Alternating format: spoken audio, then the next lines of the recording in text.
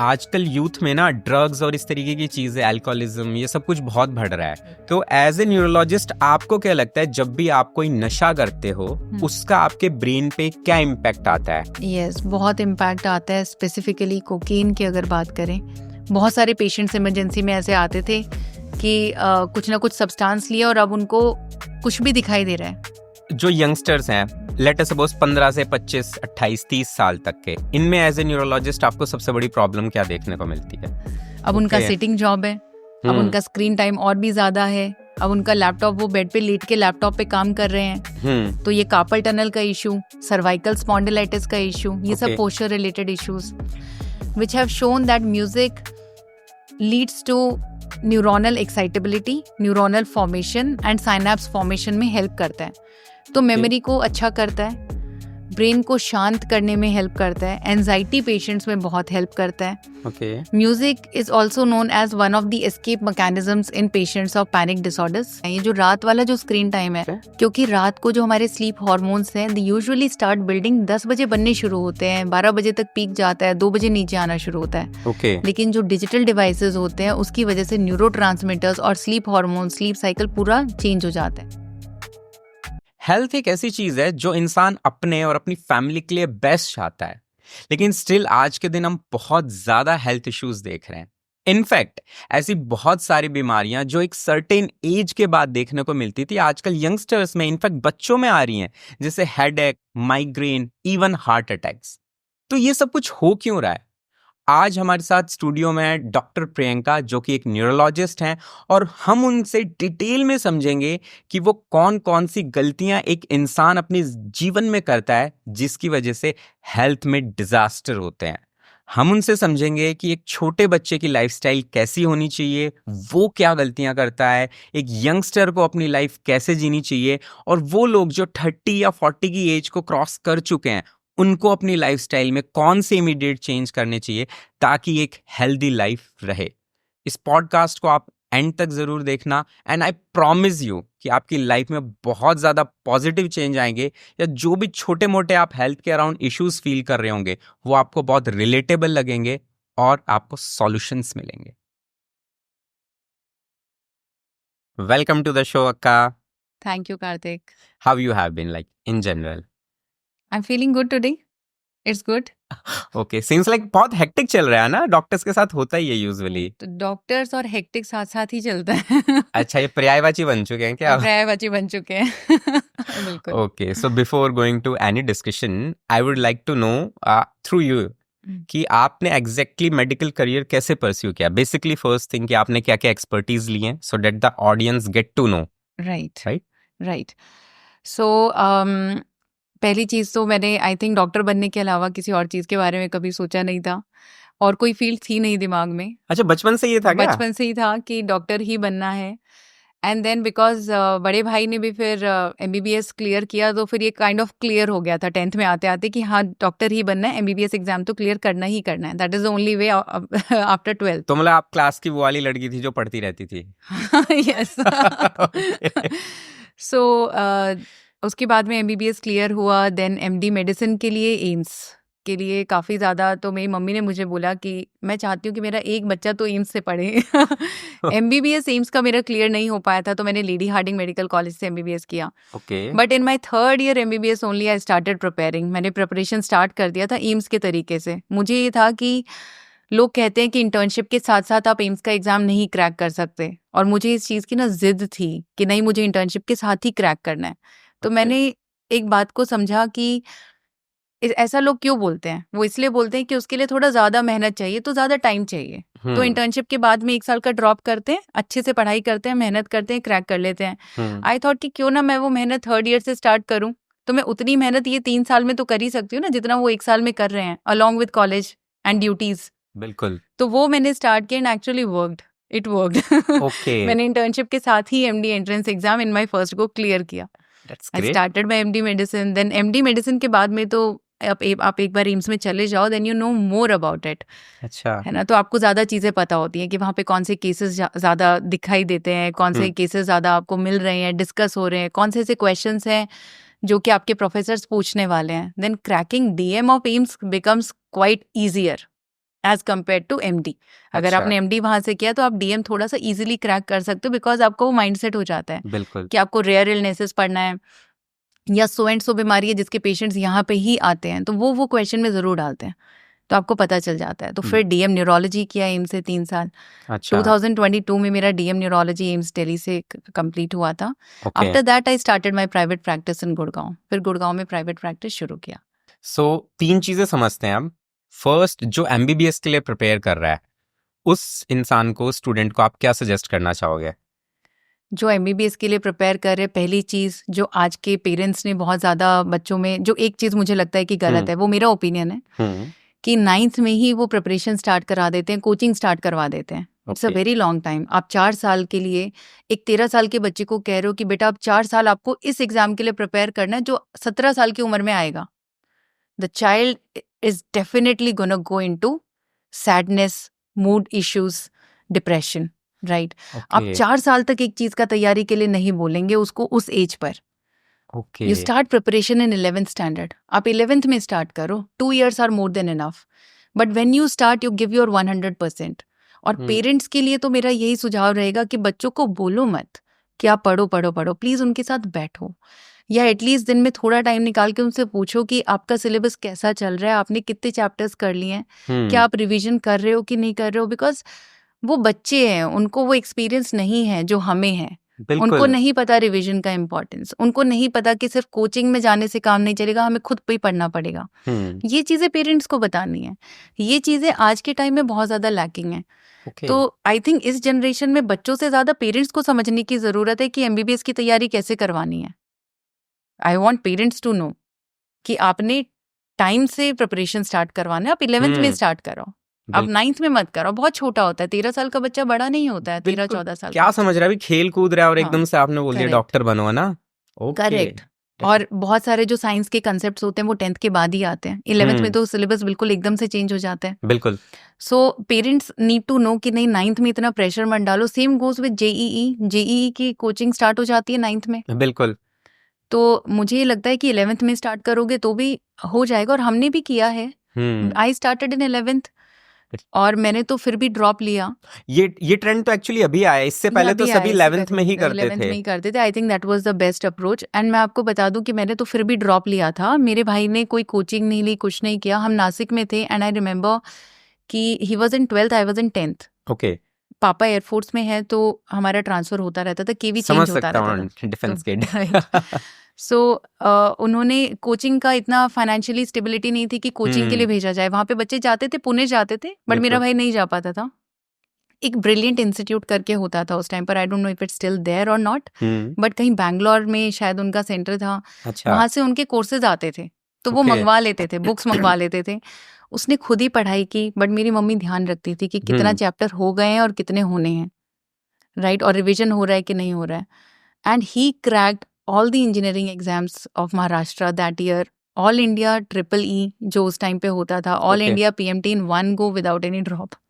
And he also started in 11th and without any coaching. तो मुझे लगता है कि अगर फोकस ठीक से किया जाए ना, अगर आपकी स्ट्रैटेजी ठीक है, पेरेंट्स भी ठीक से आपको पढ़ा रहे हैं, बच्चे का भी ध्यान है, एंड यू आर क्लियर, आपको क्लैरिटी है कि आपको क्या करना है, then you can do it. You can do it with schools also. अभी बच्चे क्या है ना, ओपन स्कूलिंग कर रहे हैं कि बस एडमिशन हो जाता है, वो घर पे बैठ के कोचिंग इंस्टीट्यूट जाते रहते हैं। Coaching only helps you enhance. Coaching में सिर्फ आप एक्स्ट्रा चीजें ग्रास्प करते हो, बिल्कुल। आपको आपको अपने कंसेप्ट तो खुद ही क्लियर करने हैं, वो तो आपके थ्योरी की बुक से ही आएंगे। नहीं, that is one thing that is important. So majorly it's not about the duration कि आपने 4 साल करवा दिया, इट्स अबाउट किया 2 साल हो, लेकिन वो उस मैच्योरिटी पे हो और तरीके से एफिशिएंट स्टडी। सेकंड थिंग, जो लोग MBBS करते हैं, अब MD एक सेकंड इंपॉर्टेंट चीज होती है, क्योंकि आज के दिन ऐसा है कि यार MBBS की वो वैल्यू नहीं है, you have to be expert into something. पर यहाँ पर ना एक बहुत बड़ा फिल्टर लगता है, मेजॉरिटी नहीं कर पाते। तो वो क्या रीजन है? क्योंकि सबके सब डॉक्टर हैं, सबने वही सेम एजुकेशन की है, तो क्या चेंजेस आते हैं उसमें? ना एक रीजन मुझे ये लगता है कि एकदम से जब बच्चे स्कूल से कॉलेज लाइफ में जाते हैं ना, एक मेजर एडजस्टमेंट होता है, एक मेजर चेंज होता है लाइफ में। उसको बहुत कम बच्चे उसमें एडजस्ट कर पाते हैं, एंड आई थिंक उसमें अगेन फैमिली का रोल बहुत बड़ा है। कैसे? तो फॉर एग्जाम्पल, बच्चों को जो 15, 16, 17 साल तक घर पे रह रहे थे पेरेंट्स के साथ, एकदम से दूर चले गए हैं, पेरेंट्स से दूर रह रहे हैं, दे डोंट नो, उनको अच्छा लगेगा। जो टाइम वेस्ट करने वाली चीजें होती है ना, वो सबको अच्छी लगती हैं। मजा तो आता है। मजा बहुत आता है, right. And I am not saying, मैं ये नहीं कह रही हूँ कि आप एंजॉय मत करो, लेकिन आप टाइम को मैनेज करो। आप रात को 2 बजे तक पार्टी करोगे तो आपको सुबह वाले लेक्चर में कुछ समझ नहीं आएगा। आप टाइम को मैनेज करके चलो, सिर्फ आप करो अटेंडेंस के लिए पार्टी। बैठोगे आप। हाँ, अटेंडेंस के लिए बैठोगे, वो भी आंखों को ऐसे रब करते हुए, हाँ, तो नहीं समझ में आएगा। आप टाइम को मैनेज करो। यू शुड नो कि हाँ, ये 1 घंटा मुझे फ्रेंड्स को देना है, लेकिन ये 3 चैप्टर है जो आज तो मुझे पढ़ ही लेना है, या मेरे कल ये रोटेशन वाले राउंड्स हैं, या इस पेशेंट का डिस्कशन होना है, तो इसके बारे में थोड़ा तो मैं पढ़ के जाऊंगा। वो सिंसेरिटी तो चाहिए। आप एंजॉय करो, आप एक्सरसाइज करो, आप फुटबॉल खेलो, आप बास्केटबॉल खेलो, आप स्विमिंग करो, you do all those things. But then MBBS में, क्योंकि देखो, अगर आपने ऐसी एक फील्ड ली है जिसमें कि you have to deal with somebody's life, है ना, आप किसी की लाइफ के साथ डील करोगे, इतनी सिंसेरिटी तो चाहिए। तो डॉक्टर्स और इंजीनियर्स में ये तो फर्क है। They are going to deal with machines, but we are going to deal with lives. यहाँ पर देखो लोग चिढ़ जाएंगे। आप एक को सुपीरियर दिखा रहे हो। नहीं, nothing is superior. Superior कोई भी नहीं है। Just kidding. Yes. Yeah.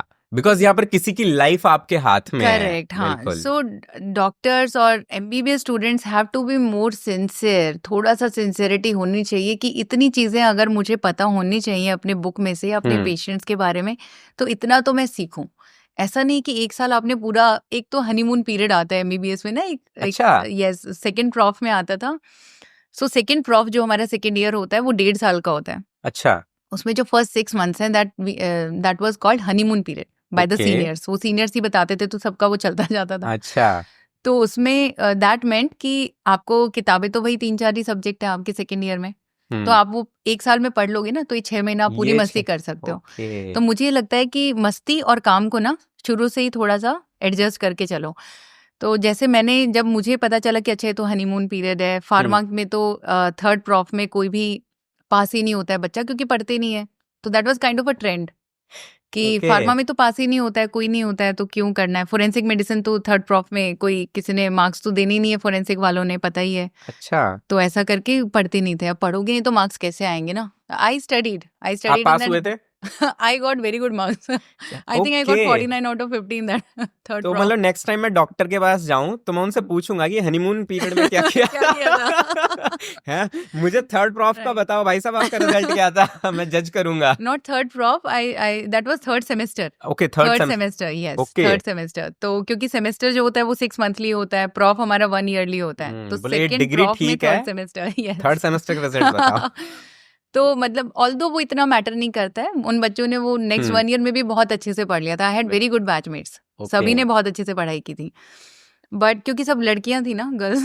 अच्छा, लेडी हार्डिंग, ओके, हाँ मैं भूल ही गया। तो girls are anyways a little bit more sincere than boys in college time. ये बात तो है। एक्चुअली लेटर ऑन लाइफ में भी काफी जगह दिखता है, बट ठीक है। हाँ, तो वो कर ही लेते हैं, वो थोड़ा देर सवेर वो कर लेते हैं, कैचअप कर लेते हैं। तो उन्होंने कर लिया था।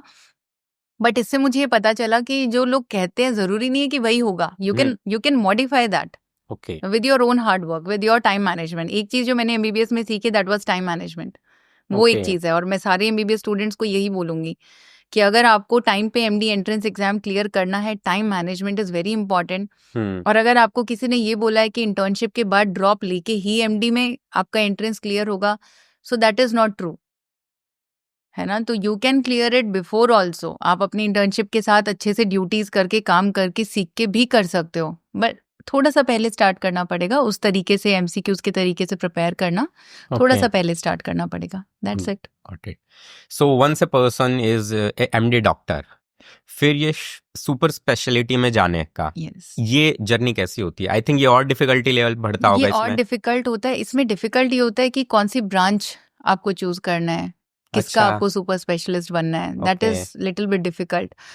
सो मुझे न्यूरोलॉजी और ऑन्कोलॉजी में थोड़ा सा था कि दोनों में से क्या करना है, मैं थोड़ा सा डाउटफुल थी। तो मैंने अपनी एमडी मेडिसिन में फर्स्ट 2 इयर्स तो ऑन्को की तैयारी की थी। ऑन्को क्या होता है? Onco is oncology, cancer specialist. Okay. तो मैंने फर्स्ट 2 इयर्स उसकी बुक्स पढ़ी थी। अच्छा। मतलब डीएम के तरीके से पढ़ी थी, कि डीएम एंट्रेंस के तरीके से मैंने वो पढ़ना स्टार्ट किया था। डेविटा करके अपनी बुक थी। तो I started that, but then down the line जब आप पेशेंट देखते हो ना, तो आपको पता चलता है कि कौन सी चीजें आपके लिए मैटर करती हैं, कौन सी चीजें आप अपनी पूरी लाइफ मतलब हैंडल कर सकते हो। बिल्कुल। तो जब मेरी ऑन्कोलॉजी पोस्टिंग लगी थी then I got to know कि नहीं, कैंसर पेशेंट्स तो बहुत ही ज़्यादा, they are very very very sad, बार बार आ रहे हैं, हेयर फॉल इश्यूज। तो मुझे पता था कहीं ना कहीं डाउन द लाइन मैं ये चीज़ लाइफ लॉन्ग नहीं कर पाऊंगी कि लॉन्ग उनको टर्म में। प्रोग्नोस्टिकेट करना। आई am a very emotional person, मैं बहुत इमोशनल हूँ। तो यही एक रीज़न था कि मैंने एमडी पीडियाट्रिक्स नहीं लिया था। बच्चों के पीडियाट्रिक पोस्टिंग में बच्चों के पेरेंट्स आते थे, बहुत ज़्यादा परेशान होते थे, और अगर वो रोना शुरू करते थे मेरे आंसू साथ में आते थे, तो इसलिए मैं हमेशा मास्क पहन के जाती थी just to hide my face, कि मेरे इमोशंस ना दिखें। तो मुझे ये पता था कि I will not be able to prognosticate one parents of sick children and second cancer patients. Okay. So then that became clear कि neurology is the way ahead. And actually that's a very good point कि सिर्फ ये नहीं कि आप education में कहाँ पर एक्सेल कर सकते हो, एज ए ह्यूमन आपकी क्या वैल्यूज हैं, आपकी क्या स्ट्रेंथ्स हैं, कर पाओगे उसके हिसाब से भी लेना चाहिए। Because this affects your personal life a lot. आप जो पेशेंट्स देख रहे हो, आप जो पूरा दिन कर रहे हो, ये आपकी पर्सनल लाइफ को भी बहुत अफेक्ट करता है। सो हमेशा जब भी आपको ब्रांच चूज करनी है, ये सोचकर करना है कि आपको ये चीज पूरा लाइफ करना है, क्या आप कर पाओगे, then you choose and then you go ahead with it. Okay, great. So being a expert into neurology, आज के दिन आप सबसे ज्यादा प्रॉब्लम्स कहाँ देखते हो? मतलब इसको हम ना एज स्पेसिफिक मोटिव में समझते हैं कि बच्चों में सबसे ज्यादा प्रॉब्लम ये देखने को मिल रही है। Let's start with kids only, कि ये जो मतलब 10-12 साल तक के बच्चे हैं, इनमें सबसे बड़ी प्रॉब्लम क्या है? करेक्ट। तो अभी जो एडोलेसेंट एज ग्रुप में मैं अपनी ओपीडी में पेशेंट्स देख रही हूँ, वो हेडेक के पेशेंट बहुत ज़्यादा बढ़ते जा रहे हैं, माइग्रेन का इशू बहुत ज़्यादा बढ़ता जा रहा है, स्पेशली इन गर्ल्स। और ऐसा नहीं कि बॉयज़ में नहीं है, बॉयज़ में भी है, गर्ल्स में ज़्यादा हो रहा है, because they are more susceptible. Females में माइग्रेन ज़्यादा होता है। ओके। बट देन बच्चों में इस एज ग्रुप में माइग्रेन हेडेक क्यों ज़्यादा बढ़ता जा रहा है? Because of our lifestyle. जब छोटे होते हैं, बच्चे पैदा हो रहे हैं, उनके सामने मोबाइल, टीवी, चूचू टीवी और पेपा पिग, ये सब कुछ स्टार्ट हो जाता है। उसके बाद में वो एकदम से बंद नहीं कर पाएंगे। तो एक तो ये स्क्रीन टाइम बहुत बड़ा इशू है। दूसरा इशू जो स्कूल्स की तरफ से आ रहा है कि they are giving homeworks on mobile या ऐप में वो होमवर्क दे रहे हैं। बुक्स नहीं है, अब आईपैड्स और ऐप में होमवर्क आ रहा है। तो बहुत सारे मेरे पेशेंट्स हैं, उनको मैं कहती हूँ कि आप बच्चे का स्क्रीन टाइम कम करो। वो कहते हैं कि मैम होमवर्क ही उस पे आता है, तो कैसे मना करें, ये तो होमवर्क करने के लिए मोबाइल ले रहा है। तो सारे बच्चे कर रहे हैं होमवर्क, तो होमवर्क को तो मना नहीं कर सकते ना। जैसे हमारी एज में, मतलब उस समय कंप्यूटर्स आए थे, तो हम एजुकेशन के लिए कंप्यूटर लेते थे। पढ़ाई कभी नहीं की। एग्जैक्टली। तो वही चीज बच्चों के साथ है। पेरेंट्स भी वर्किंग है, ऐसा नहीं कि बच्चे होमवर्क कर रहे हैं 2 घंटा, तो आप पूरा 2 घंटा उनके साथ बैठे हुए और उनको मॉनिटर कर रहे हो कि what exactly are they watching in their mobile. वो तो आप नहीं कर रहे हो ना, नहीं कर भी नहीं सकते हो, दैट्स नॉट फीजिबल। तो उनके लिए मेरा फिर यही रहता है कि एटलीस्ट आप रात को 8 बजे के बाद स्क्रीन टाइम मत करो। बच्चों का जो यूजुअल रूटीन रहता है, जो मेरे पास पेशेंट्स आ रहे हैं, वो ये रहता है कि स्कूल से आते हैं, ट्यूशंस करते हैं, कुछ स्पोर्ट्स एक्टिविटी करके आए हैं, फिर जब वो 7-8 बजे डिनर करके बैठते हैं ना, then they start their homework. उस टाइम पे वो स्क्रीन टाइम यूज करते हैं। ये जो रात वाला जो स्क्रीन टाइम है, this is very very important. ये हेडेक को बहुत ज्यादा ट्रिगर करता है, तो इसको जरूर अवॉइड करना है। क्यों ऐसा क्यों होता है वैसे? क्योंकि रात को जो हमारे स्लीप हार्मोन्स हैं, दे यूजुअली स्टार्ट बिल्डिंग 10 बजे बनने शुरू होते हैं, 12 बजे तक पीक जाता है, 2 बजे नीचे आना शुरू होता है। लेकिन जो डिजिटल डिवाइसेस होते हैं, उसकी वजह से न्यूरोट्रांसमीटर्स और स्लीप हार्मोन, स्लीप साइकिल पूरा चेंज हो जाता है। मॉर्निंग का हैवी हेडेडनेस रहता है, बच्चा स्कूल में भी फोकस नहीं कर पाएगा। तो बहुत इंपॉर्टेंट है कि उसको थोड़ा सा रोका जाए। सेकेंड जो चीज़ है बच्चों में हो रही है, खाली पेट स्कूल जाना। तो खाली पेट स्कूल नहीं भेजना चाहिए। जब आप बच्चे को खाली पेट स्कूल भेज रहे हो, एक तो आप उसका इम्यून सिस्टम वैसे ही डाउन कर रहे हो, वो 8-9 घंटे स्कूल में रहने वाला है, रात के 12 घंटे की फास्टिंग ऑलरेडी हो चुकी है, तो कुछ ना कुछ तो खिला के भेजना है, अदरवाइज इन्फेक्शंस को ज़्यादा ससेप्टेबल रहेगा। सेकेंडली, एम्प्टी स्टमक रहना माइग्रेन का एक बहुत इंपॉर्टेंट फैक्टर है, and it's one of the most important triggers, most common triggers. तो बच्चों के पेरेंट्स को मेरे लिए यही सलाह रहेगी कि पहली चीज स्क्रीन टाइम को थोड़ा सा रेगुलेट करें। अगर आप प्रिंट आउट निकाल के होमवर्क करवा सकते हो, इवन इफ स्कूल आपको होमवर्क ऐप पे दे रहा है, तो आप प्रिंट आउट्स के साथ में होमवर्क कराइए। या फिर आप मेक श्योर कीजिए कि 8 बजे के बाद बच्चा स्क्रीन टाइम यूज ना करे। And secondly, very importantly, don't send your kid to school without having a breakfast. कुछ ना कुछ खिला के जरूर भेजो। अगर बच्चा ऑमलेट, एग्स, रोटी सब्जी नहीं खा पा रहा है मॉर्निंग में, तो आप एप्पल, बनाना, कर्ड, कुछ तो ये खिलाओ। चीजें तो दोगे ना। हाँ, बिल्कुल। खाली पेट स्कूल में ना भेजें। नट्स बहुत इंपॉर्टेंट है ब्रेन ग्रोथ के लिए। अच्छा। जो हमारा ब्रेन डेवलप होता है वो बचपन से लेके 15-16 साल तक बहुत अच्छी रेट से डेवलप हो रहा होता है, तो उस टाइम पे बहुत ज़रूरी है कि ओमेगा 3 रिच फूड आइटम ज़रूरी है बच्चों के लिए, तो उसमें okay. Nuts and seeds are very very important. Okay. So सुबह उठ के 2 बादाम, 2 अखरोट, अंजीर, फिग, ये सब आप बच्चों को दो। They will be more healthy, they will be more confident, ज़्यादा फोकस कर पाएंगे, हेडेक का इशू नहीं आएगा। तीसरा एक इशू है कि जो स्कूल से आते ही बाहर स्पोर्ट्स एक्टिविटी धूप में, तो धूप से भी माइग्रेन ट्रिगर होता है। गर्मियों में जब बहुत तेज धूप है, सन का जब बहुत ज्यादा ही रहता है ना कि 3-4 बजे तो बाहर आप खड़े ही नहीं हो पा रहे हो, उस टाइम पे एटलीस्ट बच्चों को बाहर मत भेजो। बट 5-6 बजे के आसपास इसमें जैसे मैं पूछना चाहूंगा, हमारा तो स्कूल टाइम, मेरे तो गेम्स पीरियड जो आते थे ना वो 12 से 2 के बीच में आते थे। हाँ करेक्ट। और मैं छोड़ ही नहीं सकता था। मैं क्या पूरे मतलब हम अब छोड़ ही नहीं स्कूल सकते। रूल्स को तो मैं चेंज नहीं कर हाँ, सकती। नहीं हम खुद नहीं छोड़ना चाहते कि खेलना तो है ही, खेलना तो है ही। फुटबॉल तभी मिलती है। तो उस पूरी जनरेशन ने तो मेरे ख्याल से धूप में किया है, तो अभी इनको क्यों प्रॉब्लम आ रही है नई क्योंकि अभी जनरेशन को? एडेड फैक्टर्स आ गए, इट्स अ मल्टीफैक्टोरियल इलनेस, ऐसा नहीं कि एक ही फैक्टर है। हम्म। लेकिन जब एक होता है तो बॉडी कंपेंसेट कर लेती है। बिल्कुल। जब बहुत सारी चीजें आ जाती हैं, सुबह भी खाली पेट जा रहे हैं, पूरा दिन स्क्रीन चल रहा है, होमवर्क भी स्क्रीन पे हो रहा है, सर्वाइकल से भी माइग्रेन को एग्जिस्ट भी करता है, ट्रिगर भी करता है, तो बच्चे ऐसे करके पूरा दिन मोबाइल देख रहे हैं या काम बिल्कुल। कर रहे हैं, नेक पोस्चर को मेंटेन करने की जरूरत है। तो इन सब चीजों का थोड़ा सा हमें ध्यान रखना पड़ेगा। ये it's a multifactorial illness. Most of the diseases in our body are multifactorial. Okay. आधी से ज्यादा बीमारियां एक से ज्यादा फैक्टर से रिलेटेड होती हैं। कोई एक स्पेसिफिक चीज नहीं होती ये हुआ इसकी वजह से ये हो ऐसा गया। नहीं होता। मेडिसिन में ऐसा कोई डिक्टम नहीं है कि नहीं ये किया आपने तो ये हो गया, बिल्कुल। आपने ये खाया तो आपको कैंसर हो गया, ऐसा नहीं है। Okay. These are all multifactorial illnesses. Got it. अच्छा, एक बार इसको और आप थोड़ा सा डिकोड कीजिए कि हेडेक और माइग्रेन में क्या डिफरेंस होता है? हाँ, so headache is a broad term, सर दर्द। Migraine is a type of headache. तो हेडेक अगर एक अम्ब्रेला टर्म है तो उस अम्ब्रेला में बहुत सारे पार्ट्स हैं। अच्छा। तो जैसे माइग्रेन है, टेंशन टाइप हेडेक है, वैस्कुलर हेडेक है, अच्छा। ट्राइजेमिनल ऑटोनॉमिक सेफेलाल्जिया करके होता है जिसमें कि हमारे नर्व्स इन्वॉल्व हो जाते हैं, उसकी वजह से हेडेक होता है। Okay. So there are many types of headaches. Migraine is one type of headache. Migraine एक इतना टाइप ऑफ फेमस हेडेक क्यों है है? क्योंकि वो one of the most common headache है और उसके अच्छा। ट्रिगर्स होते हैं, उसके वेल नोन ट्रिगर्स होते हैं, तो लोगों को पता चल जाता है कि अच्छा। अच्छा हमने खाना नहीं खाया तो हमें सर दर्द हो जाता है, हम ट्रैवल कर लेते हैं हमें सर में दर्द हो जाता है, हम धूप में निकल गए हमें सर में दर्द हो गया, हमने रात को हम सोई नहीं हमें सुबह उठ के हैवी हेडेडनेस हो रहा है। Got तो it. लोग इसको पहचान भी जल्दी लेते हैं, and it is one of the most common type of headache also. बिल्कुल।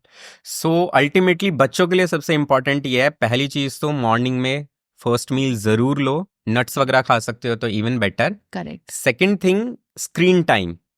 और ये चीज ना काफी सही बताई आपने, ये ब्लू रेज वगैरह का बहुत इम्पैक्ट Yes. होता है। सोने से जस्ट पहले अगर आप वो देख रहे हो और उसके जस्ट बाद आप जा रहे हो तो आपकी पूरी स्लीप साइकिल चेंज हो जाएगी। करेक्ट। बिल्कुल। जो एक अच्छी नींद के लिए हार्मोन्स चाहिए वो है ही नहीं, वो बिल्कुल। स्क्रीन की वजह से आपने डिले कर दिया, उसको पोस्टपोन कर दिया। करेक्ट। हाँ, मतलब ऑल्टर कर दिया है। वो Okay. उतना अपने पीक पे जा नहीं रहा है, जो ग्राफ ऐसे जाना चाहिए था वो ऐसे ऐसे जा रहा है, then Okay. Obviously it is going to cause body को आपने कंफ्यूज कर दिया, करना क्या अल्टीमेटली।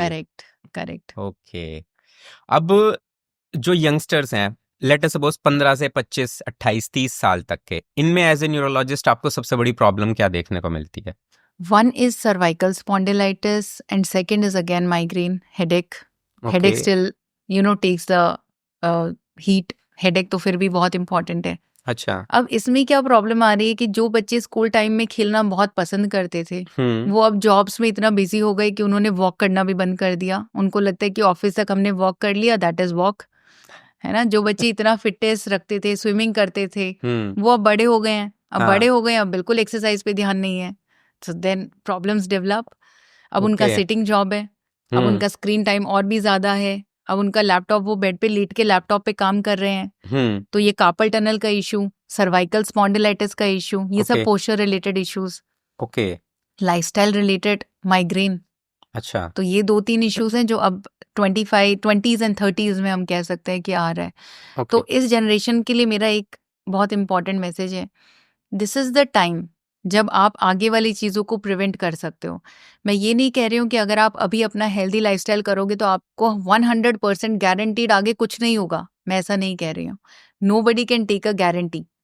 लेकिन अगर आपने अभी अपने लाइफस्टाइल का ध्यान नहीं रखा तो आपको कुछ ना कुछ जरूर हो जाएगा, डिमेंशिया, पार्किंसन, स्पाइन के इश्यूज, बोन के issues, stooped posture, neck pain, chronic back pain, these issues will come up. Okay. तो एटलीस्ट जितना फैक्टर आपके लाइफस्टाइल से रिलेटेड है, जो भी उन एल्डरलीज में जो इलनेसेस होती हैं जो हमें 40s के बाद हम फेस करते हैं, high blood pressure, high sugar levels, cholesterol levels, उनमें जितना भी आपका लाइफस्टाइल रिलेटेड कंपोनेंट है जो आपके हाथ में है, जो कि मॉडिफाइबल फैक्टर्स जिसको हम बोलते हैं, एटलीस्ट आप उन पे तो वर्क करो। आप अपने 20s और 30s में उन पे वर्क नहीं करोगे तो 40s के बाद तो you will have to go to doctors every weekend. Okay, so कौन से क्लू ये यंगस्टर्स कौन से वो क्लू देख सकते हैं कि यार मेरा पोस्चर बिगड़ रहा है या ये इशू आ रहा है, ताकि मतलब क्योंकि यूजुअली लोगों के साथ पता है क्या होता है, अनटिल अनलेस वो सर पे आके नहीं पड़ेगी ना, कोई भी ध्यान नहीं देना चाहता या मेजॉरिटी ध्यान नहीं देना चाहती है। तो वो कौन सी चीजें हैं कि आज जो एक इंसान ये पॉडकास्ट देख रहा है वो देखे कि यार ये फैक्टर्स हैं चेक, यानी कि मुझ में प्रॉब्लम है। यस, अगर सुबह उठ के आपको हैवी हेडेडनेस हो रहा है, सर का भारीपन हो रहा है, ओके, अगर आपको आंखों में दर्द फील होता है तो इसका मतलब स्क्रीन टाइम ज़्यादा हो रहा है, अगर आपको हल्का हल्का ये फील होता है कि नहीं मुझे बार बार नेक को ना घुमाना पड़ता है, ऐसे चटकाना पड़ता है, या नेक को क्रैकिंग साउंड आ रही है जॉइंट्स में, या फिर आपको लगता है कि मेरा हाथ मैं कहीं पे भी रखता हूँ हल्का सा सुन हो जाता है, फिर मैं उसको झटका लेता हूँ, ठीक हो जाता है, ये कुछ इनिशियल इंडिकेटर्स होते हैं कि हाँ प्रॉब्लम स्टार्ट हो गई है, now you need to work on it, and if you don't you will end up at a neurologist office for sure. Okay, या और ये कौन सी बीमारियों में आगे जाके तब्दील होंगे? Cervical spondylitis, migraine, back pain का issue, okay, disc I think ये बल्जेस। नेक पेन और बैक पेन तो मतलब मैं मेरे सर्किल में अगर देखूं ना, हाँ। तो ऑलमोस्ट सबके साथ 2-3 चीजें देखने को मिल रही हैं। एक तो सुबह उठ के लो एनर्जी, कि यार वो बात नहीं है, मतलब पहले तो ऐसा उठता था कि चीते की तरह उठाऊं, अब ना बहुत सुस्त सा लगता है, मतलब 1 घंटा लग जाता है खुद को एक्टिव करने में। करेक्ट, उसमें ना एक फैक्टर जो अभी के यंगस्टर्स में है वो स्लीप डिप्राइवेशन भी है, बहुत देर तक सोते हैं, रात को 12-1 बजे तक सोते हैं।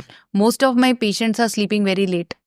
मैं जिसको भी पूछती हूँ, और जो मेरे पास 40s 50s 60s के लोग आते हैं, they very very sincere, specially 60s 70s वाले, उनको तो पूछने की जरूरत भी नहीं पड़ती क्या आप रात को मोबाइल देखते हो, क्या आप टाइम से सोते हो, क्या आप टाइम से उठते हो, उनको देख के पता होता है कि हाँ ये टाइम से ही सोते हैं, टाइम से उठते हैं। बट जो 20s और 30s में आते हैं उनसे जब भी पूछो, बहुत रेयरली ऐसा होता है कि पेशेंट बोलेगा कि जी मैं टाइम से सोता हूँ, नहीं सोते हैं। अगर उनसे पूछो क्यों नहीं सोते हो, तो किसी के कॉल्स होते हैं कि हमारी कॉल्स चल रहे थे 9:30-10 बजे तक, बट देन एटलीस्ट आप 10 के बाद में तो आप डिजिटल डिवाइसेस मत यूज करो ना, देन दे फील लाइक कि फिर तो हमारी कोई लाइफ ही नहीं है, 1 घंटा तो स्क्रॉल करूंगा, एंटरटेनमेंट ही नहीं है। But then they need to understand कि अगर उनके कॉल 9:30 बजे तक चल रहे हैं तो कहीं ना कहीं डाउन द लाइन सुबह भी तो उनके पास टाइम होगा ना, सुबह 9 से 9 तो नहीं चल रहा होगा, सुबह हो सकता है उनके पास 1-2 घंटे का टाइम हो, 10 o'clock स्टार्ट हुआ हो, तो कहीं ना कहीं उनको अपने दिन में एडजस्टमेंट तो करना पड़ेगा। बिल्कुल, कि अपने पोस्चर का ध्यान रखें, आधे घंटे का टाइम अपने लिए निकालें।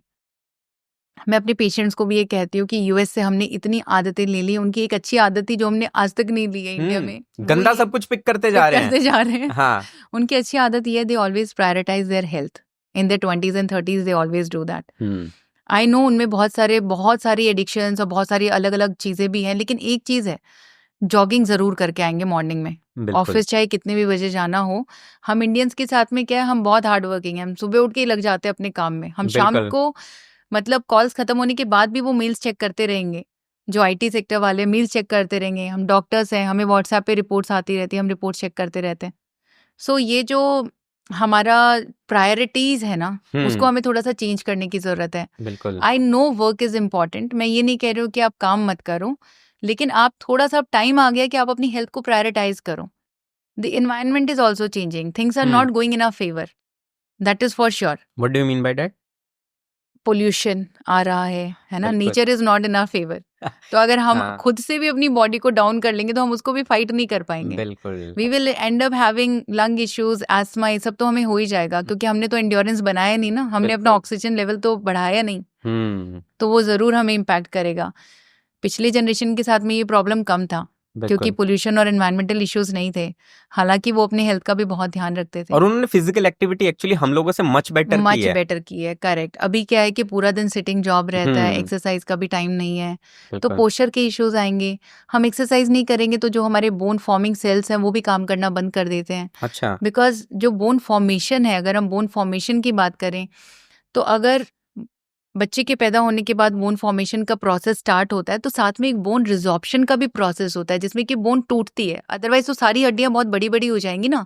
सो there is a balance between bone formation and bone resorption. Okay. मतलब हड्डी का बनना और हड्डी का टूटना. ओके. तो उससे वो बोन का शेप मेंटेन रहता है, एक डेंसिटी मेंटेन रहती है, 30s तक रहती है. 30 इयर्स के बाद में बोन फॉर्मेशन का प्रोसेस कम हो जाता है, बोन रिजॉर्प्शन का एज इट इज रहता है. ओके.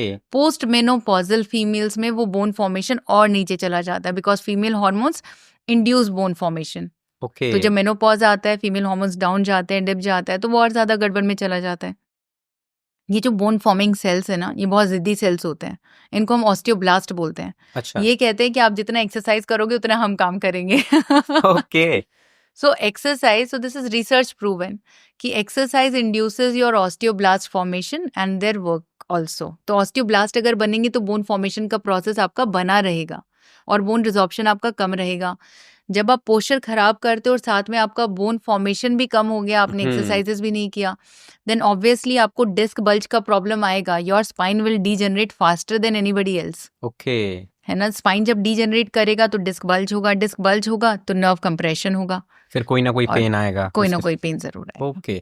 अच्छा, एक चीज और, जैसे फीमेल्स में ना ये बहुत ज्यादा देखा जाता है, 35 के बाद बहुत ज्यादा पेन्स एकदम से आने लगते हैं. Knee pain, joint pain, back pain. This could be the reason. This is the reason and they keep on taking vitamin D. वो विटामिन डी पे विटामिन डी लेते रहते हैं. पर मैं अपने पेशेंट्स को भी यही समझाती हूँ कि विटामिन डी आपके फ्रेमवर्क पे एक्ट नहीं कर रहा है, वो सिर्फ उसको और ज्यादा स्ट्रॉन्ग कर रहा है. लेकिन जो हड्डी का ढांचा है वो तो आपका बोन फॉर्मेशन और बोन रिजॉर्प्शन का प्रोसेस जो चल रहा है अंडरलाइंग, वो तो उसी से हो रहा है ना. Exercise is the key, workout करो. Exercise is the key, strengthening is the key, muscle strengthening is the key. और पोस्ट मेनोपॉजल फीमेल्स में बहुत इंपॉर्टेंट है कि वो मसल स्ट्रेंथनिंग जरूर करें सो दैट ये जो बोन फॉर्मेशन का प्रोसेस है बनता रहे. और अगर किसी को भी क्रॉनिक पेन स्टार्ट हो भी गया है तो ऑस्टियोपोरोसिस होता है. Vitamin D deficiency is not the cause of all pains after 40 years of age. Post menopausal females में osteoporosis is a highly under diagnosed condition. काफी अंडर डायग्नोज रहता है क्योंकि लोगों को पता नहीं चलता. ऑस्टियोपोरोसिस बहुत ही सिंपल है. उसका मतलब होता है हड्डी में पोर्स बन जाना, छेद बन जाना, होल्स बन जाना. ओके. तो ये जो ऑस्टियोपोरोसिस, जो होल्स बन रहे हैं, उसका रीजन यही है कि बोन का टूटना ज्यादा हो रहा है, बोन का बनना कम हो रहा है. क्योंकि फीमेल हार्मोन्स नहीं है और वो सेल जिद्दी हैं, वो एक्टिवेट तभी होंगे जब आप अब वर्कआउट. उसका ट्रीटमेंट बिल्कुल अलग होता है, वो विटामिन डी डेफिशिएंसी से ट्रीट नहीं होता है. तो first we need to be aware about this कि हाँ ऐसा भी कोई दिक्कत मुझे हो सकता है. Then we need to be able to diagnose it और फिर उसको ट्रीट करें. उसको प्रिवेंशन आपके 20s और 30s में ही हो सकता है अगर आप अपना खाने पीने का तरीका ठीक है, कैल्शियम ठीक से ले रहे हो, आप विटामिन डी, B12 को रेगुलरली चेक करा रहे हो and they are all okay, levels are okay, and आप एक्सरसाइज भी कर रहे हो, आपने बैलेंस डाइट लिया हुआ है. The best diet for you is balance diet. तो फिर obviously you will be able to prevent osteoporosis. But अगर ये सब चीजें नहीं हुई और हो गया है, then also you need to know कि जो क्रॉनिक पेन हो रहा है एल्डरली फीमेल्स में, it can be because of that and that needs to be diagnosed and treated. We will understand it on a later stage, vitamins and ये सारी चीजें.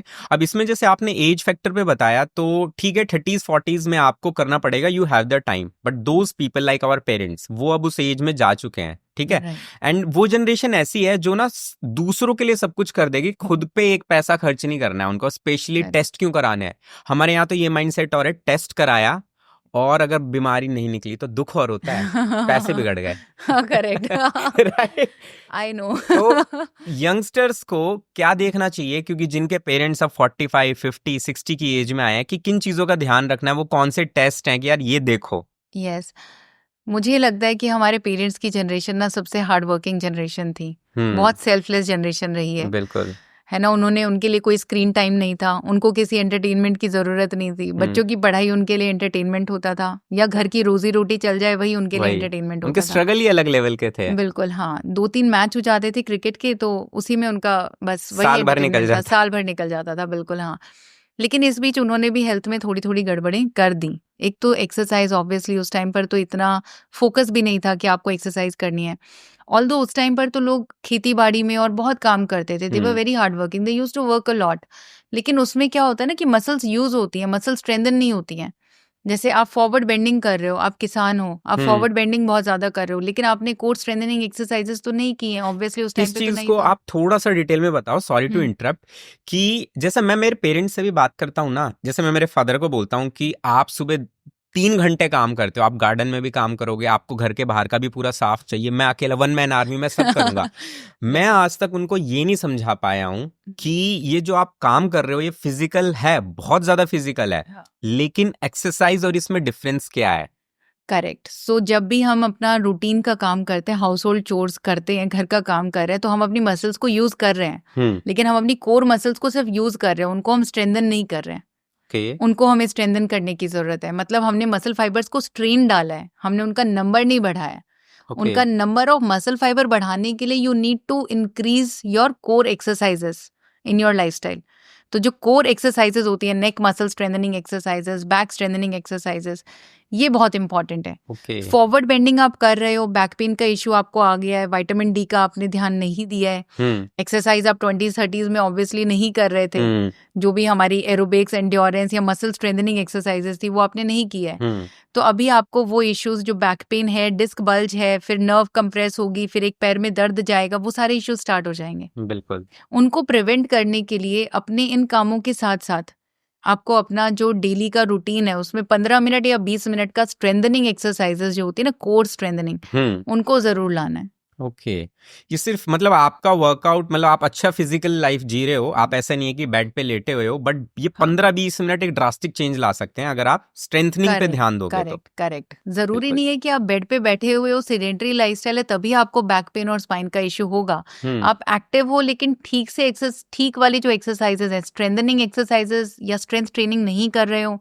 तो भी आपको ये इश्यूज आ जाएंगे। ओके, बिल्कुल। और सिमिलरली लोगों को लगता है कि जो हम ऑफिस तक चल के जा रहे हैं या ऑफिस में टहल लेते हैं लंच टाइम में, तो खाना खाने के बाद में ना बहुत सारे पेशेंट्स कहते हैं कि मैम मैं 30 मिनट्स का वहीं पे टहल लेता हूँ दोस्तों के साथ। अच्छा। तो वो उनको लगता है कि that is what is important for their health, but that is not what correlates directly to a healthy lifestyle. वो वॉकिंग नहीं मैटर करता है। जो वॉकिंग डॉक्टर्स आपको बोल रहे हैं ना कि आपको 30 मिनट्स का ब्रिस्क वॉक करना है, वो फास्ट वॉक होता है, बिना म्यूजिक सुने, बिना कोई फोन किए, बिना किसी और चीज का स्ट्रेस लिए, आपको सिर्फ वॉक करना है। आपको अपने 100% उसमें हो आप। बिल्कुल, आप 100% उसमें, आप फास्ट वॉक कर रहे हो, इतना फास्ट कि जैसे एक डॉगी पीछे पड़ जाता है, हम तेज से चलते हैं ना, अगर डॉगी पीछा कर रहे हैं उतना फास्ट चलना है, उसको हम कहते हैं ब्रिस्क वॉक। तो इन दोनों में नीज का इश्यू है तो फिर ऑब्वियसली आप ब्रिस्क वॉक नहीं कर सकते, you have to take care of your knees first, उनको पहले हैंडल करना है, then you start walking. But then the walk from home to office is not the walk we are talking about. Okay, ये बहुत misunderstood concept है। इसमें difference क्या आता है? फॉर एग्जांपल, मेजॉरिटी लोग क्या करेंगे, खाना खाने के बाद रात को आफ्टर डिनर वो कॉल पे होंगे और 2 घंटा वॉक कर लेंगे। एक्चुअली ये तो मैं भी कर लेता हूँ कि 1 घंटा वॉक कर ली, कॉल्स निपटा दिए सारे। इसमें डिफरेंस ये आता है कि आप वॉक करते हुए कॉल्स कर लोगे, आपका एंड्योरेंस तो बढ़ेगा नहीं क्योंकि आपने अपनी स्पीड पे ध्यान नहीं दिया। एंड्योरेंस क्या होता है? Endurance is something that needs to be increase with time. For example, अगर आज आपने 1 किलोमीटर वॉक किया है in a certain duration of time, तो कल आपको उससे 25% ज्यादा करना है। एक हफ्ते बाद आपको उससे 25% ज्यादा करना है, तभी आपकी कैपेसिटी बढ़ेगी। आपको अपनी बॉडी को स्ट्रेन पे डालना है, आपको अपने कंफर्ट से बाहर निकलना है। आप अपने कंफर्ट में वॉक कर रहे हो तो चाहे आप 3 घंटा कर लो, that is not going to increase your endurance, but that is definitely going to decrease your cholesterol and your BP. उनको जरूर कंट्रोल कर देगा। बेनिफिट है बट वो आउटपुट नहीं है जो आप चाह रहे हो। यस, 100% जो इफेक्ट हमें चाहिए वॉकिंग का, जो हम कहते हैं, वो नहीं आता है, बट ऑब्वियसली बेड पे बैठने से तो बेटर ही है।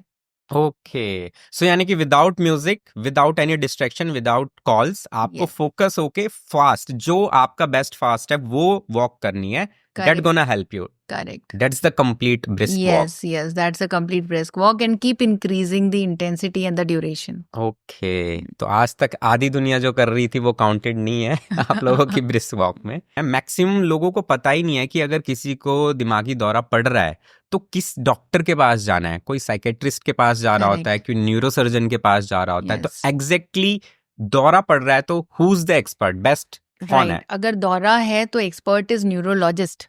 राइट, तो न्यूरोफिजिशियन या फिर न्यूरोलॉजिस्ट, तो न्यूरोलॉजिस्ट के पास जाना है। और अगर दौरा पड़ता है तो दौरे का इलाज करना बहुत जरूरी रहता है, क्योंकि दौरा जानलेवा भी हो सकता है। दौरे के टाइम पर हमारा ब्लड प्रेशर, पल्स रेट ऊपर नीचे बहुत ज्यादा फ्लक्चुएट कर जाता है। दौरे का कारण पता करना बहुत जरूरी है। ओके। तो न्यूरोलॉजिस्ट के पास जाके इवैल्यूएशन कराना और उसको प्रॉपरली ट्रीट करना बहुत जरूरी है। और एक चीज मैं सबको यहाँ पे कहना चाहूंगी कि जो ऐसी दिक्कतें होती है ना जिनका इलाज संभव है, उनमें देरी ना करें, है ना, उसके लिए ज्यादा ना सोचें। बिल्कुल। उन सिम्टम्स के लिए एटलीस्ट आप एक बार आप जाओ न्यूरोलॉजिस्ट के पास, डॉक्टर के पास, जनरल फिजिशियन के पास। आपको सेटिस्फाइड नहीं लगा, आप डॉक्टर चेंज करो, लेकिन you need to know the reason. आपको कारण तो पता करना ही है। तो ये एक चीज मैंने एम्स दिल्ली से ही सीखा था, डायग्नोसिस मैटर्स। जब तक आपको कारण नहीं पता है, आप अंधेरे में तीर चला रहे हो, यू आर नॉट श्योर आपका पेशेंट ठीक होगा नहीं होगा, always find the root cause और ट्राई योर बेस्ट।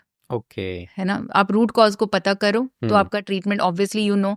जब आपको डायग्नोसिस और रूट कॉज पता चल जाता है ना कि मान लो दिमाग में सूजन है या टीबी है, उसकी वजह से दौरा आया है, तो आप उसको ट्रीट कर सकते हो। आपने पता ही नहीं किया तो आप उसको ट्रीट कैसे करोगे? आप दौरे की दवाई देते रहोगे, टीबी का दवाई नहीं दोगे तो वो ट्रीट नहीं होगा, वो रिकर करेगा।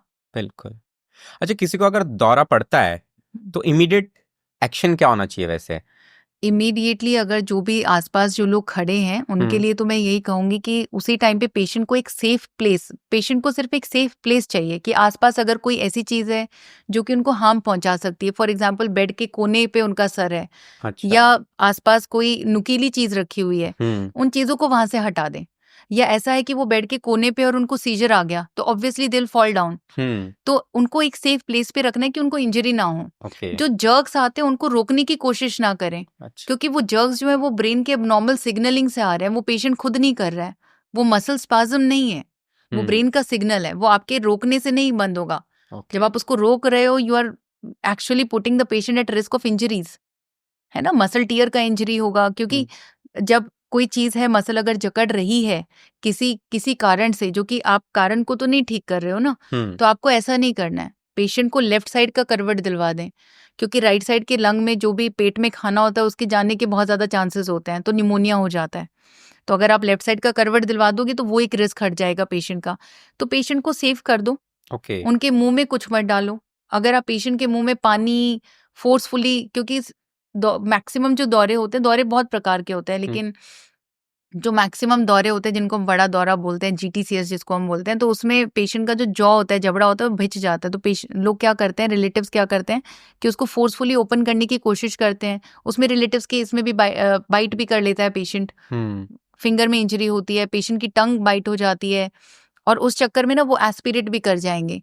जो जब भी हम खाना खाते हैं हमारे गले में एक मैकेनिज्म होता है हमें प्रोटेक्ट करने का, there are 2 pipes, wind pipe and food pipe. जब हम खाना खा रहे हैं तो हमें हमारी बॉडी को कैसे पता है कि हवा नहीं खाना है और इसको फूड पाइप में जाना है, विंड पाइप में नहीं जाना है? उसके लिए एक मैकेनिज्म होता है, there is a sensing mechanism, there is a reflex. एक होता है ना कि धसका आ गया, वो धसका तभी आता है जब खाना गलती से विंड पाइप में जाने की कोशिश करता है, तो हमें धसका आता है, that is a protective reflex. Seizure patient में प्रोटेक्टिव रिफ्लेक्स नहीं होता, तो जो आप उनके मुंह में पानी और खाना डाल रहे हो जबरदस्ती, आपको नहीं, हाँ एग्जैक्टली, आपको नहीं पता कि वो फेफड़ों में जाएगा या स्टमक में जाएगा, and that is not even going to help them. तो बस पेशेंट को सेफ करना है कि आसपास कोई इंजूरियस ऐसा हार्मफुल कोई चीज ना रखी हो, लेफ्ट साइड की करवट दिलवा दें। उसके बाद में ध्यान रखें कि उसके मुंह में कुछ आपने डालना नहीं है, ऐसे रोकना नहीं है। दौरा 1 से 2 मिनट में अपने आप भी रुक जाता है, नीजल स्प्रे भी आता है जिसकी वजह से रुक जाता है। तो दौरे के बाद में जब आप न्यूरोलॉजिस्ट के पास जाओगे तो आपको प्रिस्क्राइब करके वो दिया जाता है, तो उन चीजों का ध्यान रखना है। ग्रेट। सो अच्छा, एक जो चीज है बहुत, मतलब हर इंसान को ना इंडिया में पता है कि कैंसर कुछ है, बहुत बड़ी बीमारी है, बट रियलिटी में कैंसर एग्जैक्टली है क्या, और इतना बड़ा इससे इशू क्यों होता है? और मतलब हर डॉक्टर बोल रहा होता है कि इसमें ना आप टेस्ट करवाइए, टाइम पे अगर डिडक्ट हो गया तो आपका जो पूरा केस हो सकता है वो चेंज हो सकता है। तो ये किस तरीके से वर्क करता है? हाँ, तो इसको समझना बहुत जरूरी है। Let's learn about this. तो कैंसर का जो मीनिंग होता है, कैंसर वर्ड आया था क्रैब से, केकड़ा। तो जैसे एक केकड़े से दूसरा मल्टीप्लिकेशन होता है ना, ऐसे ही कैंसर सेल्स मल्टीप्लाई करते हैं, they never stop. Cancer cell अगर एक सेल है, एक सेल दोबारा से उतना ही पूरा कैंसर बना सकता है। अगर आपने सर्जरी के टाइम पे आपने मान लो कैंसर को निकालने की कोशिश की, लेकिन एक सेल भी बच गया, तो वही कैंसर उतनी ही साइज का दोबारा से हो सकता है, क्योंकि कैंसर सेल्स मल्टीप्लाई करते हैं, ये उनका प्रॉपर्टी है कि वो मल्टीप्लाई करेंगे। They take up all the nutrition from the healthy cells. ये होती है मॉलिक्यूलर लेवल की बात। अब इसकी वजह से पेशेंट को क्या दिक्कतें आती हैं? पहली चीज़, कैंसर फैलता बहुत जल्दी है।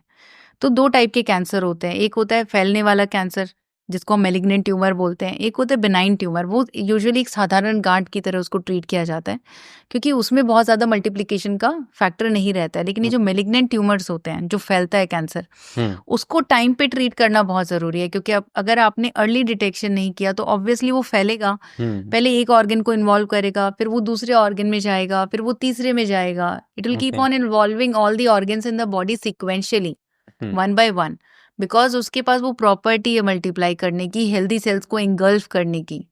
सो that's why early detection and treatment of cancer is very very important.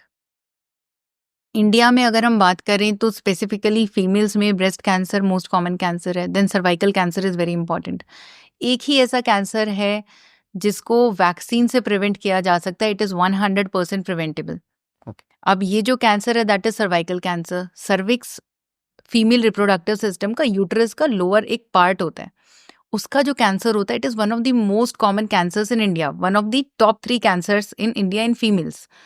तो इसको प्रिवेंट करने के लिए जो सर्वाइकल कैंसर की वैक्सीन आती है, वो मोस्ट इंपॉर्टेंट जो उसका एज ग्रुप है that is 9 years to 26 years वो रहता है, क्योंकि ये कैंसर एक वायरस से होता है, HPV virus, human papilloma virus.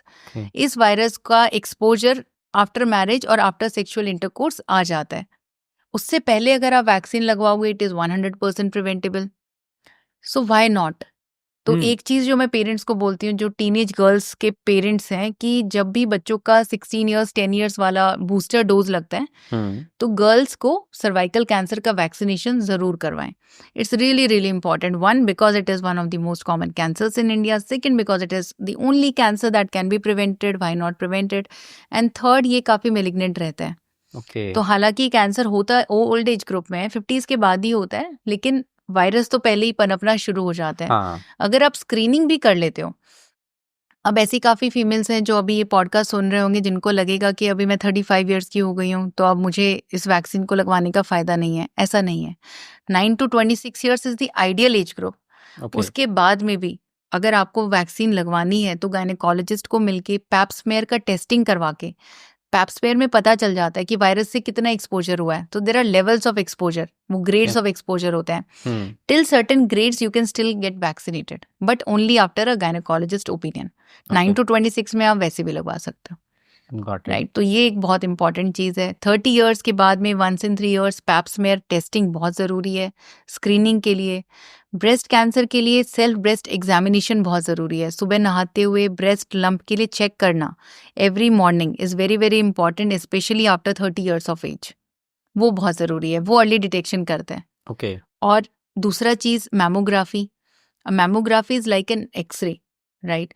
तो मैमोग्राफी में ब्रेस्ट का टिश्यू पता चल जाता है। मैमोग्राफी में कैंसर की एक अलग तरीके से टिश्यू दिखाई देता है, कैंसर का टिश्यू, और जो नॉर्मल है वो एक अलग तरीके से दिखाई देता है। It is a very good screening test, बहुत अच्छा स्क्रीनिंग टेस्ट है।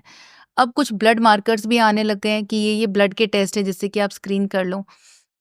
लेकिन फिर भी 30 years के बाद में अगर आप 1 in 3 years मैमोग्राफी करा रहे हो या 1 in 2 years मैमोग्राफी करा रहे हो, स्पेशली जिनकी फैमिली हिस्ट्री पॉजिटिव है, जिनके मदर्स को ब्रेस्ट कैंसर या मासी को ब्रेस्ट कैंसर का शिकायत रह चुका है, उनको तो 30 years पे स्टार्ट करना ही चाहिए। बाकी सब 40 पे भी स्टार्ट करेंगे, लेकिन स्क्रीनिंग जरूर करना है कैंसर का। सो ये एक ऐसी चीज है जिसको अवेयरनेस लाने की जरूरत है कि ये कुछ टेस्ट हैं, आप करवाओ। और मेल्स के लिए कौन से टेस्ट होंगे फिर? वो मेल्स के लिए prostate cancer becomes very important, lung cancer becomes very important, ये जो ऊपर वाला कैविटी है, oral cavity, head and neck cancer, that becomes very important. Tobacco chewing, smoking, most common risk factor for cancers in males. तो tobacco chewing और smoking को बंद करना बहुत जरूरी है।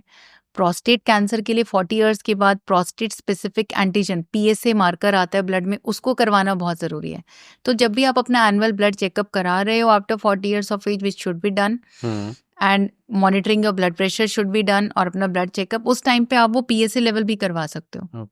सो एक ना माइंडसेट इस तरीके से वर्क करता है आम लोगों का कि यार मैं मतलब टबैको का मेरा कोई कंजम्पशन नहीं है, मैं बहुत ही क्लीन लाइफस्टाइल जी रहा हूँ, तो मेरे को इन सारी चीज़ों की जरूरत नहीं है। But there could be other factors, right? तो किस रीजन से ये पनपता क्यों है, मतलब बॉडी में एंटर कहाँ से होता है? हाँ, तो कैंसर के साथ में भी बहुत सारे कैंसर हैं जो वायरस के थ्रू होते हैं, जैसे सर्वाइकल कैंसर है। अच्छा। कुछ कैंसर्स हैं जो कि कुछ और इन्फेक्शन से होते हैं। बहुत सारे कैंसर है जिनके इन्फेक्शियस एजेंट रहते हैं। Okay. Most of the other cancers 90% of cancers are multifactorial. ऐसा नहीं है कि हमने खाने में ये खाया तो हमें कैंसर हो गया, या हमने स्मोकिंग ही किया तो हमें कैंसर हो गया। ऐसा भी नहीं है कि जितने भी लोग डेली स्मोकिंग कर रहे हैं उन सबको लंग कैंसर होगा। Nothing is 100%। What we need to understand is कि cancer is a multifactorial illness. बहुत सारे फैक्टर्स होते हैं। उन फैक्टर्स को हम दो में डिवाइड कर लेंगे, modifiable factors, non modifiable factors.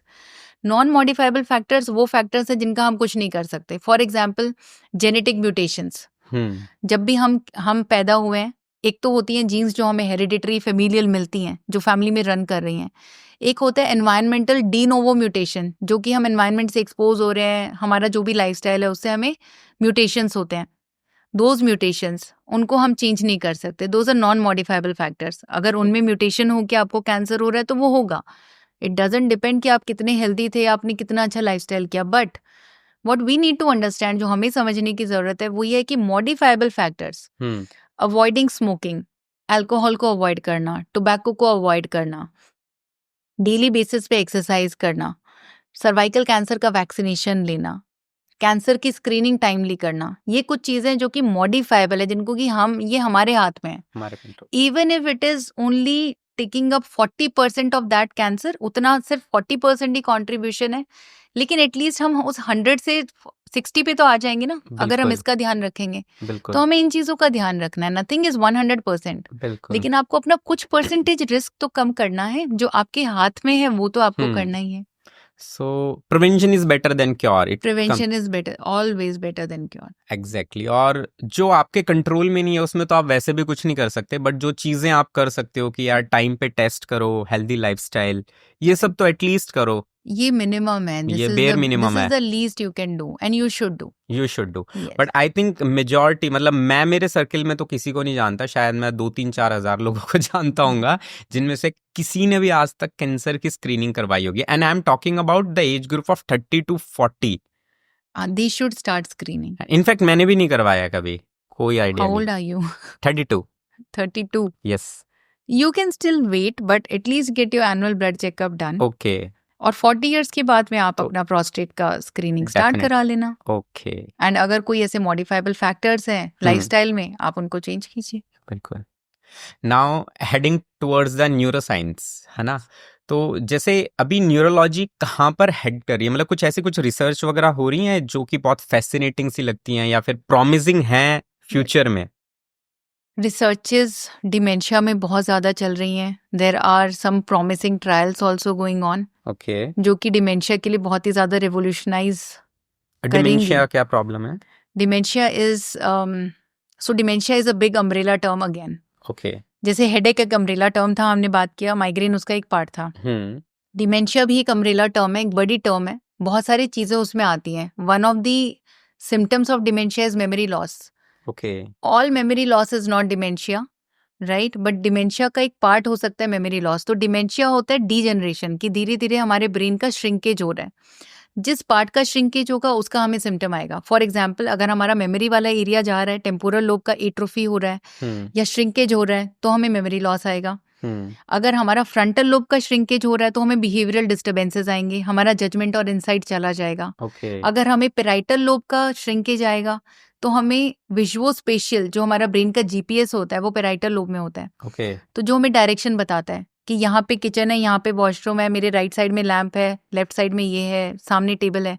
ये जो डायरेक्शंस होती है ना, जो स्पेस में हमारा होता है, लेफ्ट राइट डिसओरिएंटेशन, कि लेफ्ट कहाँ है, राइट कहाँ है, ये सारी चीज़ें उनमें चली जाती हैं पेशेंट्स में। तो कुछ पेशेंट्स होते हैं ना जो आते हैं कि हम पहले, हमारी मम्मी बहुत अच्छा कुक कर लेती थी, अभी कुकिंग के टाइम पे नमक ज़्यादा डाल देती है, उनको पता नहीं चलता है, या ठीक से इंग्रेडिएंट्स नहीं डाल पा रही हैं। या फिर अगर वॉशरूम जाना होता है तो किचन में चले जाते हैं, किचन जाना होता है तो वॉशरूम में चले जाते हैं गलती से, या स्कूटर पे गए थे और पैदल आ गए और उनको याद ही नहीं रहा कि मैं स्कूटर पे गया था, या फिर स्टोर पे शॉपिंग करते हुए उन्होंने पैसे दिए और भूल गए तो डबल पैसे दे के आने लग गए हैं। अब आजकल कैलकुलेशन मिस्टेक्स होने लग गई हैं, भूलने लग गए हैं। सुबह खाना खाया था लेकिन फिर से मांगते हैं, घर पे कौन आया था, फिर बार बार पूछते कि क्या उससे बात हुई, क्या बिंटू से बात हुई, और बिंटू से अगर मॉर्निंग में बात हो चुकी है तो बार बार पूछ रहे हैं। ओके तो ये जो सिम्टम्स होते हैं ये सब डिमेंशिया के स्पेक्ट्रम में आते हैं। Okay dementia is not only memory loss, all these factors are a part of dementia. Okay. तो डिमेंशिया ये होता है। तो लेट अस सपोज किसी के भी पेरेंट्स में इस तरीके के उनको सिम्टम्स देखने को मिल रहे हैं, what should be the immediate step, क्योंकि ये काफी कॉमन है। करेक्ट। तो फर्स्ट स्टेप ऑब्वियसली न्यूरोलॉजिस्ट के पास जाना, न्यूरोलॉजिकल कंसल्टेशन लेना जरूरी है, क्योंकि डिमेंशिया के भी अपने अलग अलग कारण होते हैं। कॉज तो पता चले आपको। करेक्ट, कॉज पता चले। और ऐसे भी कॉज हैं जो ट्रीटेबल होते हैं, जो रिवर्सिबल होते हैं, जैसे कि B12 की deficiency. Even B12 deficiency can lead to brain fogginess, memory loss, imbalance while walking. Okay. All these features can be there. Hypothyroidism. अगर थायराइड ठीक से ट्रीट नहीं हो रहा है, लेवल बहुत ज़्यादा है, patient can turn up with features of dementia. And अगर वो डीजनरेटिव भी है तो कौन सा डिमेंशिया, अल्जाइमर्स है, फ्रंटोटेम्पोरल डिमेंशिया है, बहुत सारे टाइप ऑफ डिमेंशियाज हैं। अगर हमें डायग्नोसिस बन जाता है तो हम एटलीस्ट पेशेंट के रिलेटिव्स को प्रोग्नोस्टिकेट कर सकते हैं, क्या इसका ट्रीटमेंट है, अगर है तो कितने दिनों तक चलेगा, और अगर हम चला रहे हैं तो हम कितना परसेंटेज ऑफ इम्प्रूवमेंट एक्सपेक्ट कर रहे हैं, और अगर हम इम्प्रूवमेंट एक्सपेक्ट कर रहे हैं तो कौन कौन से सिम्टम्स में एक्सपेक्ट कर रहे हैं। These things matter. ये आंसर हम तभी कर पाएंगे जब हमने डायग्नोज किया हो। एग्जैक्टली। और कुछ केसेस में जैसे आप बता रहे हो, इट इज वेरी सिंपल कि B12 Yes. की डेफिशिएंसी की वजह से हो रहा है, Correct, एक correct. टैबलेट उस चीज को ठीक कर सकती है, बट आप करेक्ट। न्यूरोलॉजिस्ट के पास पहुंचो तो एक बार। यस, रेकरेंट हाइपोग्लाइसीमिया, जो डायबिटिक पेशेंट्स होते हैं इंसुलिन पे, Okay. उनको अगर बार बार हाइपोग्लाइसीमिया के एपिसोड होते हैं, that can lead to dementia later on. So these Okay. Things need to be managed. Okay. These are something that is in our hand, जो हमारे हाथ में होती है ना, पेशेंट एज अ रिलेटिव, हमारे एज अ केयर गिवर हमारे हाथ में होती है कि इन चीजों का हम ध्यान रखें। Okay great. सो एक चीज, जैसे हमारा जो ब्रेन होता है ये न्यूरॉन्स के कॉन्टेक्स्ट में वर्क करता है, correct me if I am wrong, तो जो भी मैसेजिंग वगैरह हो रही है वो फ्रीक्वेंसी या वेव के फॉर्म में हो रही है, करेक्ट, राइट? तो एक चीज होती है कि जैसे शॉक वेव थेरेपी है, Yeah. उसमें शायद कुछ इस तरीके का करते हैं कि किसी पर्टिकुलर ब्रेन के पार्ट को आप टारगेट करते हो, उससे कुछ एक्शन करवाने के लिए, उससे कुछ रिजल्ट एक्सट्रैक्ट करने के लिए। Yes, correct. Right. So it's not only about shockwave therapy, अभी बहुत सारी ऐसी चीजें आ गई हैं। पहले सिर्फ और सिर्फ साइकाइट्रिक डिसऑर्डर्स में हम इन चीजों को यूज करते थे, अब हम न्यूरोलॉजिकल इलनेसेस जैसे कि पार्किंसन है, ट्रेमर्स हैं, डिस्टोनिया जिसमें कि हाथ का शेप या चेंज हो जाता है, या फिर हम टाइट हो जाता है, नहीं पकड़ पा रहे हैं चीज़ों को, इन सब चीज़ों में अब ये डीप ब्रेन स्टिमुलेशन के नाम से, ये टेक्निक के नाम से चीज़ें आ रही हैं। What is deep brain stimulation? For example, Parkinson patient में डोपामिन बनाने वाला सेंटर के सेल्स डीजनरेट हो रहे हैं, अगर उसके पास वाले सेंटर को ट्रिगर किया जाए, स्टिमुलेट किया जाए, तो ऐसा रिसर्चेज में देखा गया है कि that can help patients recover. अगर हम उसमें एक कंट्रोलिंग डिवाइस डाल दें उस एरिया में, जिसको कि हम बैटरी के थ्रू कंट्रोल कर रहे हैं, तो वो सेंटर खुद से काम नहीं कर रहा है, लेकिन हम उससे काम करवा रहे हैं, तो भी तो हमारा काम बन जाएगा ना। मैनुअली हम उसको ट्रिगर कर रहे हैं। करेक्ट। तो अल्टीमेटली जो नेचुरली बॉडी को करना चाहिए था, अब वो कंट्रोल हम कर रहे हैं। तो अब ये जो डिवाइस प्लेसमेंट इन ब्रेन, अगर मैं लेमैन टर्म में समझाने की कोशिश करूँ, तो जो डिवाइस प्लेसमेंट इन ब्रेन है वो पार्किंसन में बहुत ज्यादा कॉमन हो गया है, and it is very effective also. It is very effective. India में अभी काफी कम जगह पे अवेलेबल है, कम लोगों को एक्सपर्टीज है, बट जिनको भी है उनको काफी अच्छा एक्सपर्टीज है, अच्छा एक्सपीरियंस है। And there have been really good results also, specially Parkinson में DBS सर्जरी का रिजल्ट अच्छा आता है। बट देन उसमें भी बहुत सारे फैक्टर्स होते हैं कि पेशेंट को कितने सालों से पार्किंसन था, क्या वो दवाइयों से ठीक हो रहा था कि नहीं हो रहा था, क्या दवाई हम दे रहे थे तो डोपामिन बन रहा था बॉडी में, डोपामिन बन रहा था तो क्या वो बॉडी में एक्ट करके वो डिजायर्ड एक्शन लेकर आ रहा था। फॉर एग्जाम्पल, पार्किंसन पेशेंट में ट्रेमर हो रहा है, only secretion of dopamine by medication और DBS, कि हमने डोपामिन का सिक्रीशन बढ़ा दिया ब्रेन में, doesn't mean anything until and unless it stops that tremor. Okay, वो बॉडी में यूटिलाइज हो पाया exactly, नहीं, इफेक्टिवनेस आई या नहीं। So there are multiple steps. Okay. जरूरी नहीं है कि आपने डोपामिन दे दिया तो हाँ आपकी प्रॉब्लम सॉल्व हो गई। So again it is like person to person, person to person, cause individualized treatment, किस लेवल पे हो और फिर किस तरीके का मतलब उसका इफेक्ट क्या आया। करेक्ट। यही मैं पेशेंट्स को भी कहती हूँ, हर दवा हर मरीज को सूट नहीं करती है, किसकी बॉडी में दवाई जाके क्या इम्पैक्ट डाल रही है ऑर्गन्स पे, बिल्कुल we can never be sure about it. I have seen patients having allergic reactions to paracetamol also. हर चीज का एक रिस्क है। पेशेंट्स बहुत बार ये कहते हैं कि क्या ये दवाई का रिस्क है, क्या ये प्रोसीजर का रिस्क है, हर चीज में हर चीज का रिस्क है। अगर आप बुखार के लिए पैरासिटामोल ले रहे हो तो भी वो कहीं ना कहीं आप अपना रिस्क ले रहे हो, but always way the benefit versus risk. It's not only about risk, the question is wrong कि रिस्क है।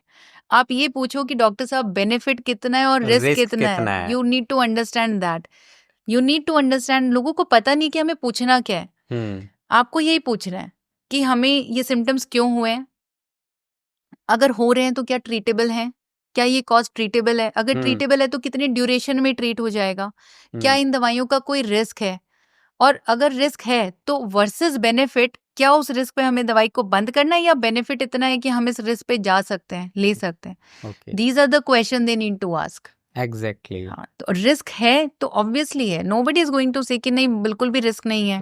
डेफिनेटली मेडिसिन वाला पार्ट, बिकॉज आपकी एक्सपर्टीज भी रही है, आपने एमडी किया उसमें, इसको समझेंगे थोड़ा सा बाद में। बाकी एक चीज होती है, जैसे अभी आपने बताया कि मैनुअली हम ट्रिगर कर सकते हैं ब्रेन के किसी पार्ट को, है ना, वेव्स के थ्रू, फ्रीक्वेंसीज के थ्रू। करेक्ट। तो जो म्यूजिक होता है वो भी अल्टीमेटली एक तरीके की फ्रीक्वेंसी या वेव है जो माइंड में जा रही है। करेक्ट। तो म्यूजिक का क्या इम्पैक्ट आ सकता है एक इंसान के?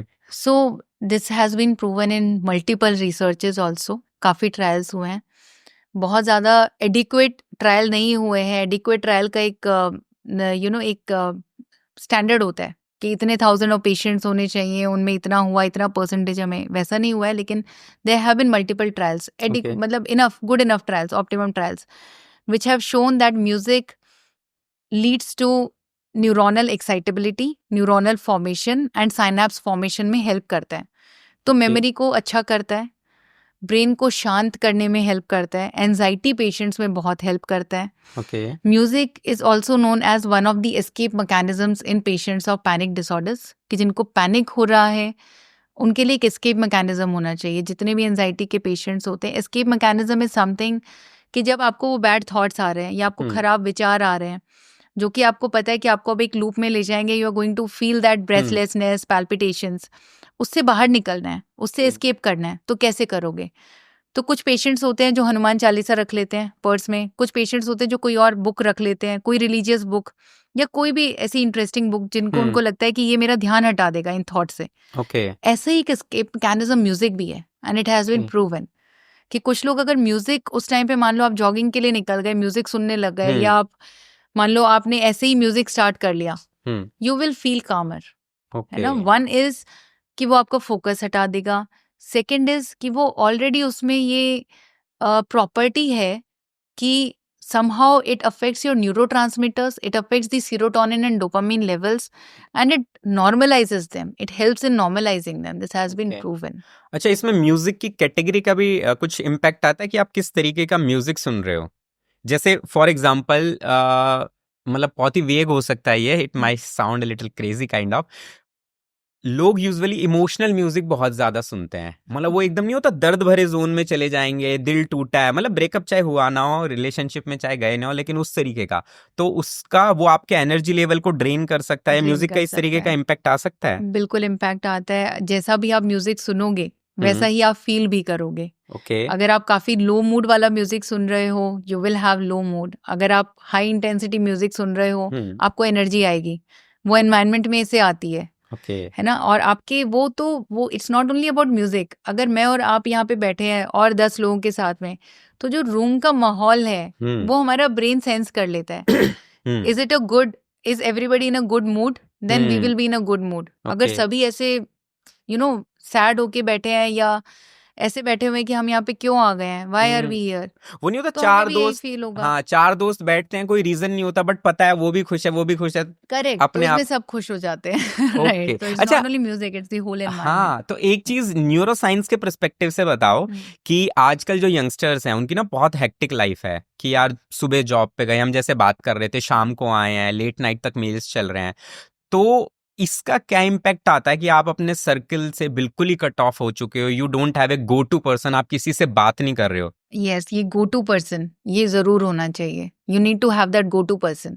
अब यहाँ पे मैं एक चीज समझाना चाहूंगी, जो हम सबको लगता है कि हमें डिप्रेशन है, everybody is not having depression, every sadness is not depression, there is something known as an adjustment disorder. आपने कोई नया जॉब स्टार्ट किया है, आप यू गॉट मैरिड और you had a breakup, your life changed. You are trying to adjust to something new. If you are feeling sad while adjusting, it's called an adjustment disorder. Not depression. Not depression. We call it depression only if it starts impairing your daily living. अगर आपकी पूरी दिनचर्या को हिला के रख दिया है कि आपने जॉब पे जाना बंद कर दिया, आपने खाना खाना बंद कर दिया, आपको टाइम पे नींद नहीं आ रही है या पूरा टाइम सो रहे हो, तो that comes into depression. And then duration also matters कि ये चीज 2 हफ्ते से ज्यादा चल रही है. आप 2 दिन जॉब पे नहीं गए, आप लो मूड में थे, इसका मतलब ये नहीं कि आप डिप्रेस थे. So depression is an overrated term. हाँ, मेरे को भी ये लगता है कि मेंटल हेल्थ के अराउंड जो अवेयरनेस की गई है ना, उसको कहीं ना कहीं ओवर फैंटेसाइज कर दिया है कि छोटी सी हल्का सा स्ट्रेस है, डिप्रेशन में हूँ, कोई सिचुएशन आई, एंजाइटी होती है, मैं तो एंजाइटी से सफर कर रहा हूँ. It's not that thing. And we should use these terms very properly. हमें पता होना चाहिए कि हम क्या टर्म यूज कर रहे हैं, क्योंकि अगर हम ये रिपीट करते रहेंगे कि मैं डिप्रेशन में हूँ, मुझे तो डिप्रेशन हो गया, तो कहीं ना कहीं आपका ब्रेन इस चीज को ना मान जाएगा कि हाँ मुझे तो डिप्रेशन है, so I should be feeling low, I should not be खाना. कुछ लोगों को डिप्रेशन में ज्यादा खाना खाना पड़ता है, वो भी जंक फूड की क्रेविंग्स होती हैं, वो अलग एक कंसेप्ट है. That is also because of serotonin dopamine levels going haywire in your brain. कुछ लोगों को खाना बिल्कुल छोड़ देते हैं कि नहीं बहुत ज्यादा उदास हो गए, तो दिस इज एडजस्टमेंट डिसऑर्डर. अब इस एडजस्टमेंट डिसऑर्डर में वो गो टू पर्सन बहुत हेल्प करता है आपकी उससे बाहर लाने में. So never get disconnected from your circle. That go to person can be your spouse, can be your child, can be your parent, can be your friend, can be any relative, कोई भी हो सकता है. लेकिन एक गो to person होना चाहिए जिसपे आपका फुल ट्रस्ट हो, जिसको आपको पता हो कि हाँ वो आपको और ज्यादा नेगेटिव चीजें नहीं बताएगा, कुछ ना कुछ आपके बारे में पॉजिटिव बता के आपको पॉजिटिव में कन्वर्ट कर ही देगा. You should have that person. कि गो टू पर्सन तो होना चाहिए, लेकिन उनका वो गो टू पर्सन ही गलत होता है. करेक्ट. वो बिचिंग वाले कॉन्टेक्स्ट में आप जा रहे हो. यस. तो ये जो एक तो होता है ना कि नेगेटिविटी को पॉजिटिव में कन्वर्ट करना, वो है गो टू पर्सन का काम. उस नेगेटिविटी में अपनी नेगेटिविटी को भी ऐड करके उसको डबल कर देना is not the work of a go to person, है ना. वो नहीं है आपका गो टू पर्सन. सही बात है. तो आप जितना अपने लो मूड को आप जितना डिस्कस करोगे किसी के साथ में, और उसको भी वो भी अपने लो मूड की चीजें बता रहे हैं कि यार मुझे भी ऐसे ही होता था, अभी मेरा भी ऐसे ही हो रहा है, लो मूड चल रहा है, then that is not your go to person. अब दोनों साथ में सैडनेस को लेकर दुखी है कि अरे भाई लाइफ तो बहुत ज्यादा बेकार हो चुकी है. ऐसा नहीं कि हम लोग सैड नहीं होते. Everybody gets sad some time in their point of in their life, at some point in their life. ऐसा नहीं कि हम कभी दुखी नहीं होते. Nobody can be happy 100% of the time. Nobody can be satisfied 100% of the time. ऐसा नहीं हो सकता. हम एज अ ह्यूमन बीइंग हमें सारे इमोशंस की जरूरत है. एंगर भी चाहिए, एक्साइटमेंट भी चाहिए, सैडनेस भी चाहिए, हैप्पीनेस भी चाहिए. We need all emotions. तो एक मूवी आई थी अभी recently, inside out 2. Okay. Yes. So Inside Out 1 was also very nice. About different emotions. Different emotions. Exactly. So they have personalized all the emotions. उन्होंने सारे emotions को एक person बना के दिखाया हुआ कि कैसे work करते हैं. कैसे work करते हैं. End में यही पता चलता है कि all emotions are important and they should all work in sync. जब जिसकी जरूरत है तब वो आए तो important है. अच्छा, इमोशंस की आपने बात की तो इससे एक इंटरेस्टिंग सी चीज मतलब क्वेश्चन आ रहा है माइंड में कि न्यूरोसाइंस इसको कैसे देखती है, आप वो बताना बीइंग एक्सपर्ट. कि मान लीजिए मैं किसी चीज को देखता हूँ तो मेरे अंदर एक इमोशन ट्रिगर होता है, यानी कि ब्रेन को एक सिग्नल जाता है. मैंने किसी एक पर्सन को देखा जिसको मैं पसंद करता हूँ, कुछ मैसेज गया ब्रेन में, ओके, शायद कोई केमिकल रिलीज हुआ और मुझे प्यार वाली फीलिंग आई. मैंने किसी ऐसे इंसान को देखा जिसकी वजह से कोई दूसरा केमिकल रिलीज हुआ और मुझे गुस्सा आया. तो ये इसी तरीके मतलब इमोशन कैसे वर्क करते हैं, जैसे जिसको हम बोल नहीं देते प्यार क्या है, ये एक इमोशन है, गुस्सा क्या है, ये भी एक इमोशन है. न्यूरोसाइंस. यस. सो किसको देख के हमें क्या फीलिंग आएगी वो हमारे दिमाग में ना ऑलरेडी एक प्री डिफाइंड क्राइटेरियाज भी होते हैं. ओके. ठीक है, हमें हमारे दिमाग में कुछ ना कुछ प्री डिफाइंड रहता है. For example, if I am a very studious person, I will get attracted to a studious person, क्योंकि मेरे दिमाग में ये है कि being studious is good. If I am an adventurous person, तो मुझे अगर मैंने किसी को देखा जो कि रॉक क्लाइंबिंग कर रहा है, ट्रैकिंग पे जा रहा है, obviously I will feel something good for him, right. So वो उस चीज पे मैटर करता है. तो ये हमारे खुद की प्री डिफाइंड क्राइटेरियाज होते हैं कि ये चीजें जो अच्छी हैं, तो हमने अपने दिमाग में कुछ चीजों को अच्छा बनाया हुआ है, कुछ चीजों को बुरा बनाया हुआ है. उसी के हिसाब से वो इमोशंस हमें आते हैं. So that all depends on us, our mentality, कि हमने किस तरीके से अपनी लाइफ को जिया है. हर किसी का अपना एक रूटीन रहा है इन देयर लाइफ टाइम। ओके। किसी को ट्रैवलिंग पसंद है, किसी को पढ़ना पसंद है, किसी को न्यूज़पेपर्स में जर्नलिंग ये सब चीज़ें पसंद है, राइटिंग पसंद है, ओके। तो they feel more connected to similar personalities. Got it, that makes sense.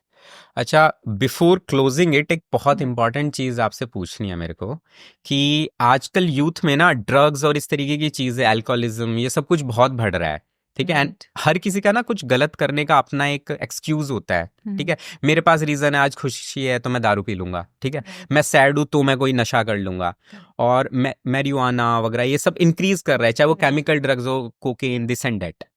तो काफी बार बाकी केमिकल्स का तो मुझे पता नहीं, बट जिसको हम गांजा या चरस बोल देते हैं ना, ये जो लोग हैं ये बहुत ज्यादा बोलते हैं कि यार इसका कोई साइड इफेक्ट नहीं है। समझ रहे हो, इसको अलग अलग तरीके से आप मार्केट करते हो, खुद को कन्विंस करके रखते हो। तो एज ए न्यूरोलॉजिस्ट आपको क्या लगता है, जब भी आप कोई नशा करते हो उसका आपके ब्रेन पे क्या इम्पैक्ट आता है, और अभी नहीं दिख रहा तो फ्यूचर में क्या हो सकता है? यस, बहुत इम्पैक्ट आता है। स्पेसिफिकली कोकेन की अगर बात करें, सो न्यूरोलॉजी से बहुत ज़्यादा रिलेटेड है सब्सटेंस यूज।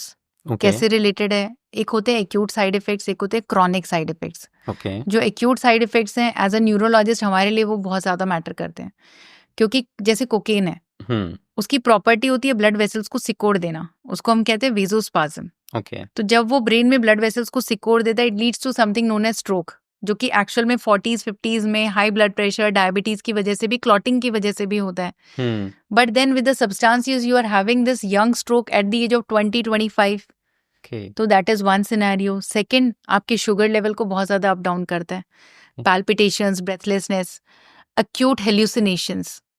बहुत सारे पेशेंट्स इमरजेंसी में ऐसे आते थे कि कुछ ना कुछ सब्सटेंस लिया और अब उनको कुछ भी दिखाई दे रहा है, उनको हॉस्पिटल में आके भी पता नहीं चलता था।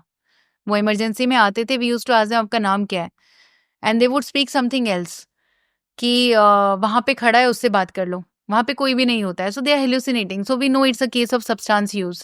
कुछ ना कुछ ओवरडोज हुआ है, and we test for that. Acute side effects as a neurologist बहुत मैटर करते हैं। जो क्रॉनिक साइड इफेक्ट्स होते हैं, एज अ साइकाइट्रिस्ट वो चीज़ें बहुत मैटर करती हैं, बिकॉज ये चीज़ें ultimately anxiety disorder, palpitations, chronic panic disorder, इसमें कन्वर्ट हो जाती हैं, because they alter your neurotransmitters. Dopamine, serotonin को ऑल्टर कर देते हैं, leads to psychological issues. So they usually go to a psychiatrist. As a neurologist, these acute side effects also matter a lot. Okay. अब ना काफी बार young age में ऐसा होता है कि आउट ऑफ एक्साइटमेंट कोई इंसान किसी नशे में चला जाता है, कोई भी सब्सटेंस ग्रुप में आया, और उसका फिर एकदम से साइड इफेक्ट आता है, ओवरडोज हो गया किसी भी रीजन से। अब वो 16, 17, 18, 20 साल के दोस्तों को समझ में नहीं आता अब क्या सिचुएशन करें। घर पे नहीं जा सकते क्योंकि घर वाले फिर मारेंगे, या फिर डॉक्टर के पास ले जाने में भी डरते हैं। तो वो इमीडिएट स्टेप क्या होना चाहिए, डॉक्टर के पास क्यों ले जाना चाहिए? इमीडिएट स्टेप तो इमरजेंसी में ही लेके जाना होता है, बिकॉज यू नेवर नो कि उस टाइम पे पेशेंट का बीपी कितना हाई हो गया, यू नेवर नो कि कितना वेजोस्पाज्म हो गया, अगले 4-6 घंटे में क्या हो जाएगा। Time matters a lot in these cases. तो तुरंत इमरजेंसी में लेके जाना तो फर्स्ट पॉइंट है। एंड सेकेंडली, पेशेंट को शांत रखना, झगड़ा ना करना, because he is not in that mental state कि वो आपकी बात को समझेगा। तो उसको समझाने की बजाय कि नहीं ऐसा नहीं है, मान लो वो कह रहे हैं यहाँ पे कोई बैठा हुआ है, और उनको समझाने की बजाय कि नहीं कोई नहीं है, just take him to an emergency. कोई ऐसी बहकी बातें कर रहा है तो जस्ट बातें कर रहे हैं, आप लेके take that person to emergency. Okay, that's great.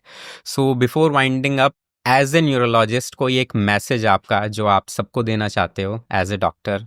As a doctor मेरा यही मैसेज रहेगा सबको कि अगर आपको अपनी 60s और 70s में डिमेंशिया, पार्किंसन जैसी बीमारियों से बचना है, या हमारी सेवाएं नहीं लेनी है, तो आप प्लीज अपनी 30s और 40s में अपनी हेल्थ का ध्यान रखो। आप सुबह का खाना 9 बजे, दोपहर का 2 बजे, रात का 8 बजे खाओ। आप रात को 8 बजे के बाद स्क्रीन टाइम जितना कम हो सकता है कम से कम रखें। अगर आप स्लीप प्रॉपर ले सकते हैं तो 10 PM to 5 AM is the adequate sleep time, please do that. Take out 30 minutes अपने दिनचर्या में, 30 मिनट्स का टाइम निकाल के जरूर जॉगिंग, साइकिलिंग, स्विमिंग, नहीं कर सकते तो at least walking, brisk walk, very very important. और अगर डेली नहीं कर पा रहे तो at least 3 times in a week बहुत इंपॉर्टेंट है, वो ज़रूर करें। अपने ब्लड प्रेशर का ध्यान रखें, अपने विटामिन लेवल्स का ध्यान रखें। Balance diet, if you ask me what is the best diet, balance diet with carbohydrate, fat, protein, vitamins and minerals is the best diet. तो Okay. उसका ध्यान रखें. That has been great podcast, काफी कुछ सीखने को मिला. thank you. I hope future में हम एक बार फिर से साथ में बैठें, क्योंकि बहुत सारी चीजें ऐसी हैं जो शायद अभी बहुत लंबा पॉडकास्ट हो जाएगा, उसको कवर कर सकते हैं. There has been a lot thing which can be learn from you. Thank you. Thank you, Karthik. Thank you. नमस्कार. आज के पॉडकास्ट में आपको सबसे इंटरेस्टिंग पार्ट क्या लगा वो मुझे कमेंट सेक्शन में करके ज़रूर बताइए, और चैनल को सब्सक्राइब करें, क्योंकि आपका एक सब्सक्रिप्शन बहुत ज़्यादा मोटिवेट करता है हमारी पूरी टीम को कि हम ऐसे ही किसी अच्छे गेस्ट को फिर से बुलाएं और आपके लिए कुछ ऐसा कंटेंट बनाएं जो आपकी लाइफ में भी कुछ पॉजिटिव इम्पैक्ट लाए. नेक्स्ट पॉडकास्ट में फिर से मिलते हैं, तब तक के लिए धन्यवाद.